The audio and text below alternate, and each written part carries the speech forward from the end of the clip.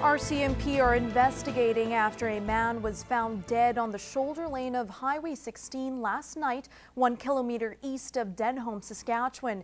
Investigators say the 56-year-old man from Piapot First Nation had left his vehicle while it was still in drive when it hit him, causing fatal injuries. An autopsy is scheduled for later this week, but foul play is not suspected. The man's identity is not being released at this time, pending notification of his family. And we have a road closure to tell you about. The rural municipality of Wilton has announced that the Unwin grid from Range Road 32 to 80 East to the Unwin Bridge will be closed due to construction. The road will remain closed for the next 24 hours. And community leaders, local businesses and students all came together for the first Indigenous Economic Partnership Summit in the border city.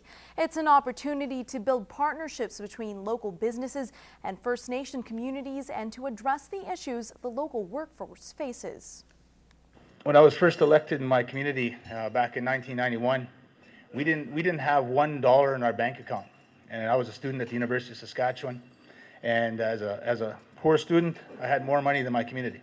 But Chief Darcy Bear changed the future of his community. The First Nation had an unemployment rate of 70%. Today, it dropped to 4.1%, bringing in more than 600 jobs. It's all thanks to the creation of the Dakota Dunes Golf Course. One of the key pieces of legislation that enabled us to, open our doors for business was the First Nation Land Management Act, which eliminated 25% of the Indian Act and allowed us to self-govern our lands. Chief Bear says the summit is a chance to create a better life for all communities. It's always good to exchange ideas and learn from one another. I think that's very important. And as First Nations communities, that's what we want to do, is work together and share our successes with each other. But this is to explore the opportunities and where there are shortfalls, and there are shortfalls.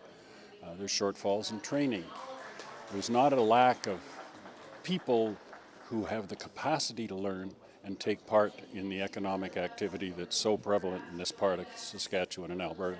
Melanie Mutter from Foremost, a diverse industrial manufacturer in Lloydminster, says besides the company forging successful partnerships with other communities, they're trying to be proactive in hiring youth. One of our facilities here in town, out of 56 individuals, 33 of them are under 25 years of age. So we certainly look at non-tapped into markets, and hopefully this summit will help provide us with some real insight into how we can make those better. Some of the other topics discussed were housing accommodations in the border city and the labor market demand.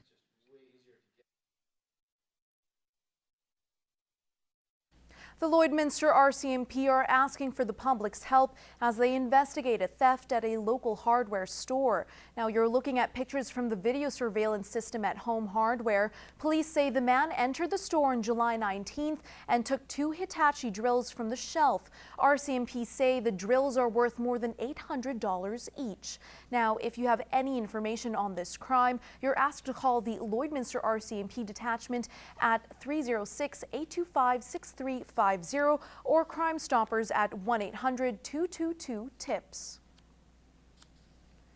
The Border City Optimists Club held a special dinner in the Border City last night. The Singing Waitress Cafe hosted the gala as the group honored past President Wendy Skoretz. Current President Teresa Harris says she's grateful for Skoretz trailblazing the way for women.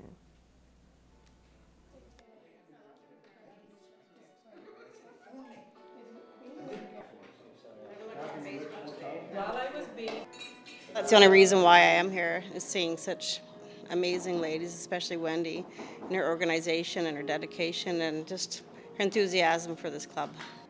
Even District Governor Glenn Kreller made the trip to the Border City to take part in the celebration. With any volunteer organization, you need to recognize your volunteers. You need to let them know that they're appreciated for what they've done for the past year, and whether it's a little pat on the back, whether it's a short note, or whether it's a dinner in their honor. The volunteer organization puts on events around the city to improve the lives of children, including the annual Optimist Day in Bud Miller Park and organizing curling events. In this week's Pet Project, Jenny tells us about a playful dog named Huey and 9 energetic kittens waiting for their forever home.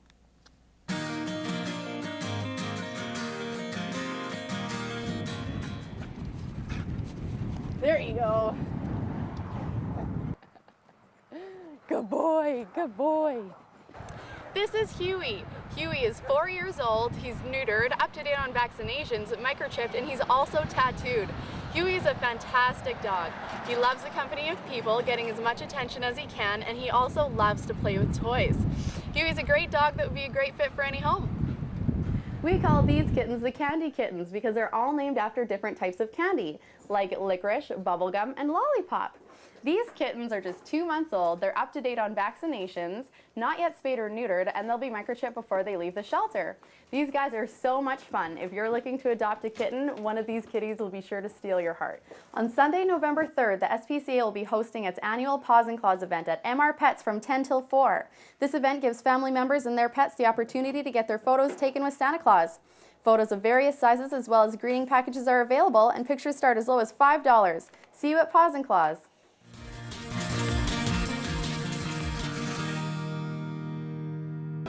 And this just in, Lloydminster RCMP are looking for the man who say they stole approximately $4,000 worth of copper wire from a local business. Police say the man was seen at a business yard near 63rd Street and 56th Avenue on Sunday night. The man left it in his vehicle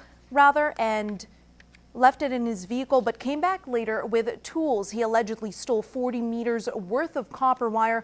Police described the man as Caucasian, between 5'8" and 6'2", and between 170 and 200 pounds. He was wearing dark clothing and a baseball cap. The suspect's vehicle has been described as an older white Ford pickup truck with a standard cab. Now, if you have any information on the crime, you're asked to call your local RCMP detachment.